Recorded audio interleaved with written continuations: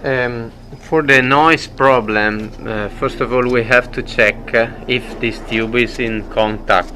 For example, this is not good.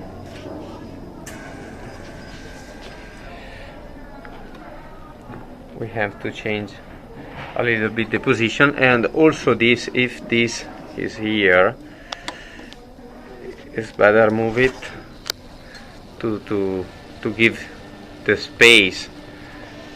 And another problem, it can be this metal plate.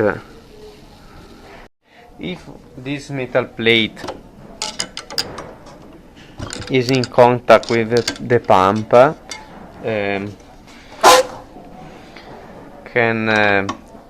it can be a problem, and we have to try to remove the metal plate. We have two screws on the bottom. Can remove